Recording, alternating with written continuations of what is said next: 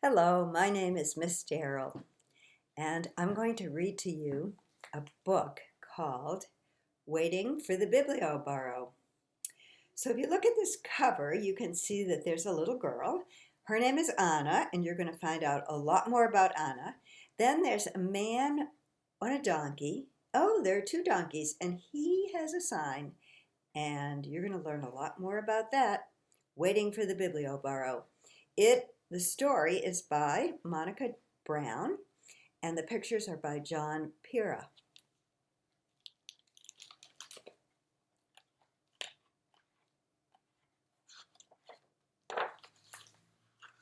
Waiting for the Biblioburro.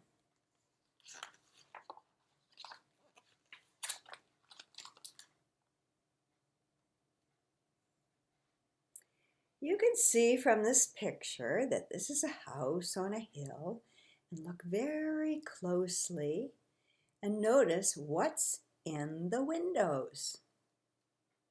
What do you notice? On a hill behind a tree, there is a house. And in the house, there's a bed, and on the bed, there's a little girl named Anna, and Anna is fast asleep. Anna is dreaming about the world outside and beyond the hill. When Anna wakes up to the roosters, cree, cree, cree, cree, Poppy is already at work on the farm, and Mammy is busy in the garden. Anna bathes her little brother, she feeds the goats, and she collects the eggs to sell at the market. After breakfast, Anna and her mother walk down the hill to the market. Anna closes her eyes against the bright sun and wishes she was back in the cool of the house with her libro, her book.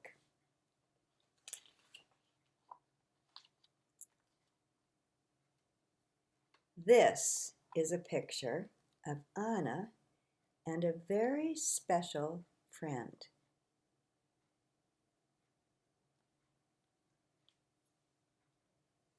Anna has read her book, her only book, so many times that she knows it by heart. The book was a gift from her teacher. She got the book from her teacher because she worked so hard on her reading and writing. But last fall, her teacher moved away, far away, and now there's no one to teach Anna and no one to teach the other children in her village. So, at night, Anna, on her bed in the house on the hill, makes up her own cuentos and tells the stories to her little brother to help him fall asleep. She tells him stories about make-believe characters that live in the forest, that live in the mountains, that live in the sea. Mysterious creatures. She wishes for new stories to read, but her teacher with the books has gone.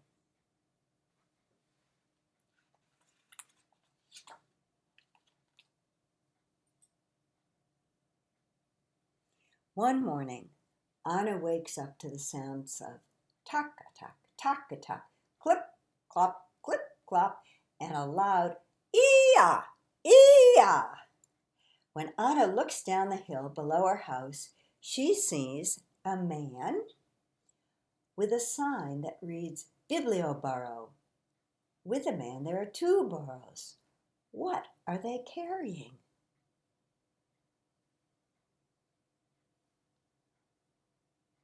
There she is coming down the hill. There's the man, and there are the burros, and there's the sign. Libros, books. Anna runs down the hill to the man with the sign, and the burros and the books. Other children run to him too, skipping down the hills and stomping through the fields. Who are you? Who are they? the children ask. The man says, I am a librarian, a bibliotecario, and these are my burros, Alpha and Beto. Welcome to the Biblioburro, my biblioteca. But Senor, Ana says, I thought libraries were only in big cities and buildings. Not this one, says the librarian. This is a moving library. Then he spreads out his books and invites the children to join him under a tree. His biblioteca.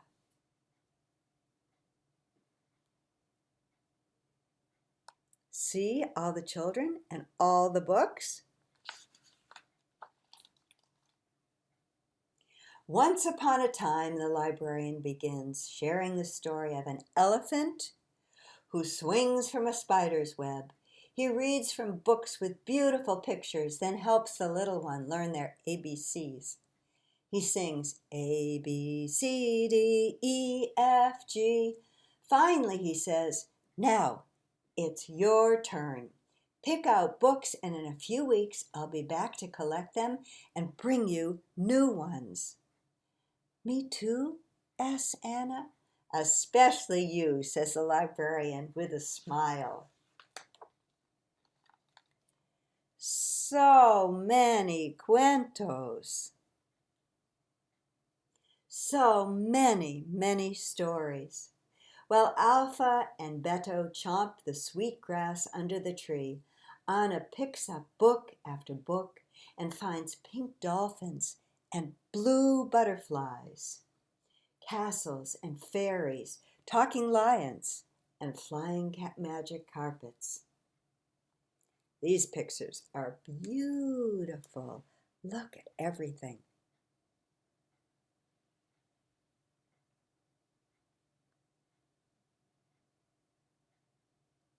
See the dolphin and the blue butterfly?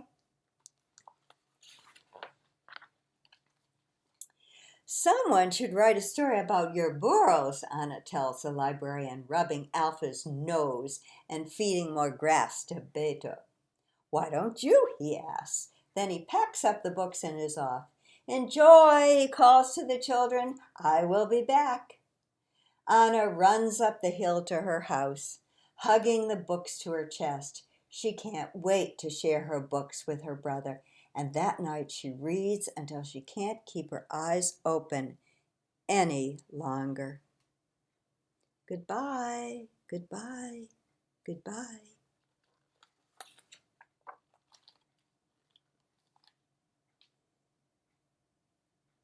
Each morning, Anna does her chores and reads and looks out her window.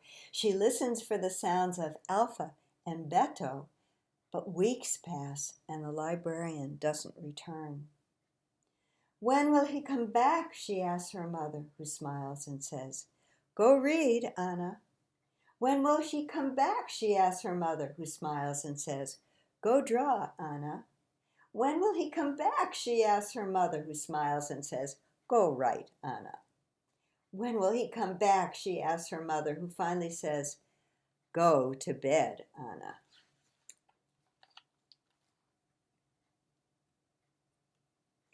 One night, Anna dreams. And she dreams that she is flying over her country on a butterfly's back.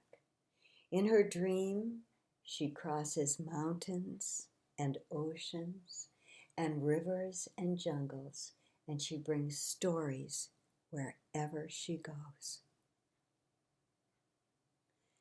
And she's even got Once Upon a Time coming right down. Stories fly from her mouth and fingers like magic, falling into the hands of the children below. When Anna wakes up, she misses Alpha and Beto and the Biblioburro's books. She remembers that the librarian told her that she could write a book, and so with paper and string and colored paper and pencils, she does. finally, what do you think is happening?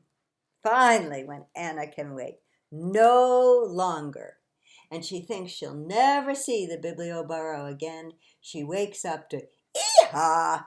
Ee-haw!" and children yelling. She runs down the hill with her library books and a special surprise of her very own. "I wrote this cuento for you," she says.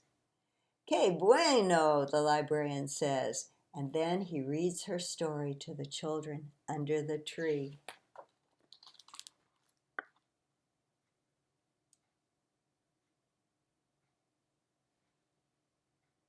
When it's time to go, Anna's book is packed carefully on the burro's back, ready to be carried away over the hills and to another child who is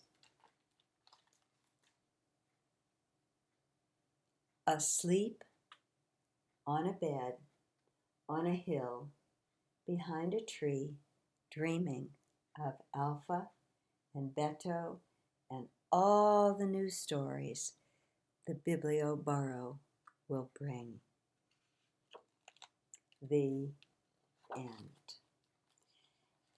And this story was written because there are many people who deliver books, not just by coming to the library, but to deliver them sometimes on camels, sometimes by boats, sometimes by donkey, and sometimes in the United States by bookmobiles.